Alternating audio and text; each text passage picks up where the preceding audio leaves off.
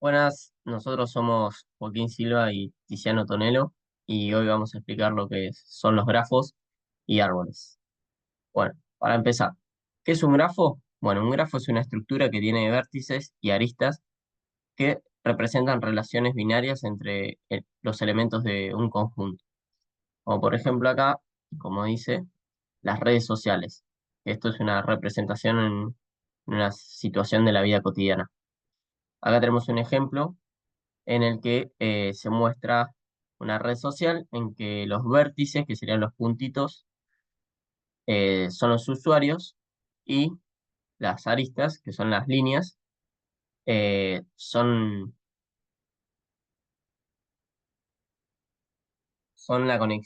representan la conexión que tienen entre ellos. Bueno, pasamos a lo que vendría a ser un grafo dirigido. ¿Es un grafo dirigido? Bueno, consiste en un conjunto de vértices y aristas, que cada arista está asociada a un par ordenado de vértices. Como podemos ver acá, tenemos varios ejemplos en los que podemos ver acá el ejemplo de la izquierda, el cero sale con una flecha al uno, sale también con una flecha al 5 y después podemos ver que le llega una arista de el número 2. Como dice acá, si G es un grafo dirigido o no dirigido con un conjunto de vértices y un conjunto de aristas, se escribe vértices, punto y coma, aristas. Bueno, pasamos a lo que vendría a ser un grafo no dirigido. Un grafo no dirigido es un conjunto de vértices y aristas en la que cada arista está asociada a un par no ordenado de vértices. Como vemos acá, una, una diferencia en la que se puede ver con los grafos dirigidos es que estos grafos no tienen aristas en los que los apuntan. Por ejemplo, acá el 6 sale una línea al 1, no sabemos si el 1 apunta al 6 o el 6 apunta al 1. Y acá tenemos otro ejemplo también, en la que muestra los aristas, que son las letras A, B, C, D, E y F, y después, esos son los vértices. Y las aristas son los números, el uno, el 2, 3, 4, 5, 6, 7, 8 y 9. Bueno, ahora vamos a hablar de qué son los grados de un vértice. Considerando a un vértice B, tenemos dos tipos de grados. El grado de entrada de B, que dice, será el número de las aristas que lleguen hacia B. Es decir, que B es el vértice final. Y después tenemos el grado de salida de B, que dice, será el número de aristas en las que B es el vértice inicial. Acá a la derecha tenemos un ejemplo, por ejemplo, A. El grado de entrada de A va a ser de 2. ¿Por qué? Porque, como ven, C y D la apuntan a ella. Y el grado de salida de A va a ser 1, porque sale de A una flecha, una arista, en la que apunta a B. Por ejemplo, acá D, vamos a ver el ejemplo de D. Bueno, el grado de entrada también es 2, porque E llega a D y C llega a D también. Y el grado de salida es 2, porque D sale a B y D sale a A. Bueno, acá tenemos otro ejemplo. Dice, ¿cuáles son los grados de entrada y salida de los vértices del grafo mostrados en la figura? Bien, el de salida, el de entrada, como dice acá, es 0, el del 1. Del 2 es 3, del 3 es 4 y ahora pasamos a los otros, al otro grado. De uno es 2, porque salen dos flechas, dos aristas. Del 2 es 3, salen tres aristas, esta que apunta a sí mismo y estas dos que apuntan al 3. Y del 3 es 2, son las que salen y se apuntan a sí mismas. Bueno, ahora vamos a ver bien qué es un camino. Un camino es un recorrido que comienza en un vértice inicial y termina en un vértice final, dice, en la que se visita una determinada cantidad de arcos y nodos distintos, y una longitud de n si pasa por n arcos, por tanto, recorre n más 1 en vértices. Vamos a ver acá con el ejemplo de la derecha. Por ejemplo, que sale acá, del E, del vértice E. Del vértice E sale una arista al vértice B. Ahí tenemos 1. El vértice B al A tenemos 2. Del A al E tenemos 3. Y se cuenta también este mismo vértice al que le llega, al vértice E. Por lo tanto, tenemos 4. Bien, ahora vamos a ver lo que es un camino trivial. Un camino trivial existen casos en los que los grafos eh, están compuestos únicamente por un vértice. Y a esto se los llama grafos triviales.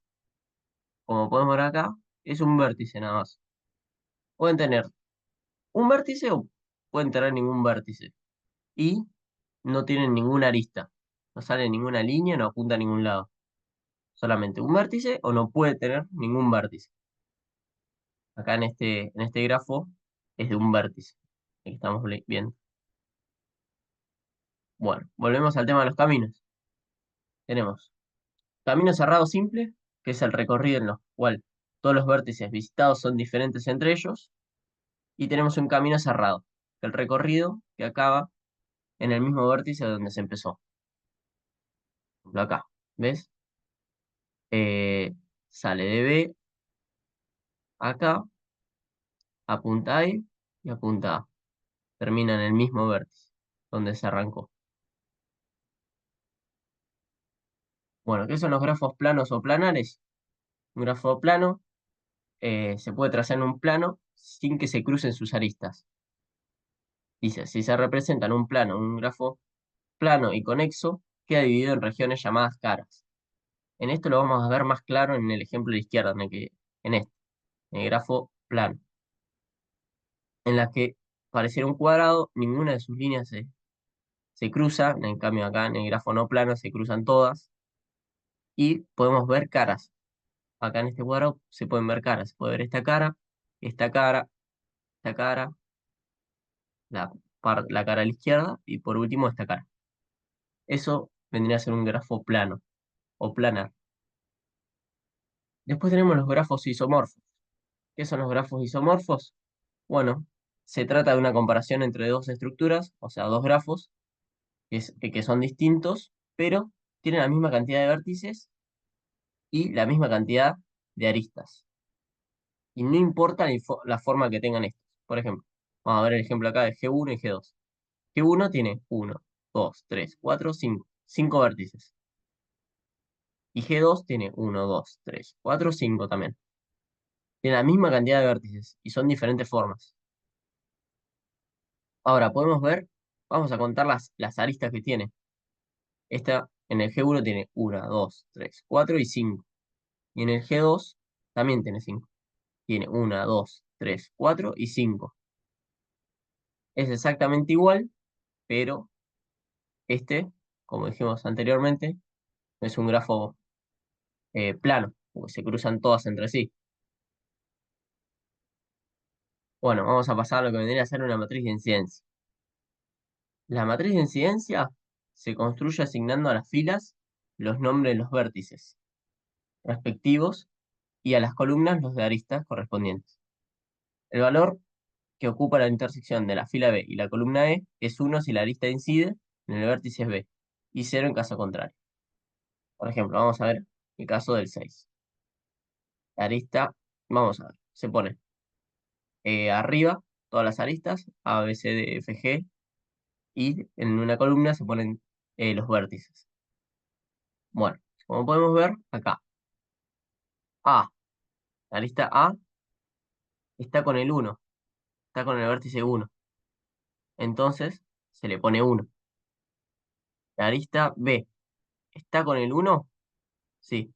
Entonces se le pone 1. La arista C no está con el 1, entonces se pone 0. La D tampoco. La D, E tampoco. La F y la G tampoco. En el caso de, a ver, el vértice 2. En el vértice 2, G no está con ese vértice. La arista F, sí. Entonces se pone 1. La arista E tampoco, la D tampoco, y la C sí, también la B. Entonces se le pone 1. Y así continuamos con la tabla, terminando la tabla. Bueno, por último, la matriz de adyacencia. Dice que para obtener la matriz de adyacencia se selecciona un orden arbitrario para los vértices. Y a continuación se le asigna a las filas y a las columnas de una matriz el mismo orden dado a los vértices. Un elemento de la matriz es 1 si los vértices correspondientes a la fila y a la columna de dicho elemento están unidos por un lado, y 0 en caso contrario. Bien, como podemos ver acá, ponemos 1, 2, 3, 4, 5 en fila y también del 1 al 5 como una columna. Arrancamos con el 1. O, a ver, vamos a buscar el 2. El 2. ¿Tiene con el vértice 1? Sí, entonces le ponemos 1. El 2, ¿está con el 2? No, no tiene ninguna arista. El 2, con el 3. ¿Tiene alguna arista? Sí, entonces se le pone 1. El 2 con el 4, ya el 2 con el 4 no tiene ninguna arista que conecten que sea entre ellos dos, sino intermediario el 3. El 3, o sea, va a 0. Y con el 5, sí, tenemos una acá, una arista acá. Entonces le ponemos 1. Y así se van completando toda la tabla, hasta terminar.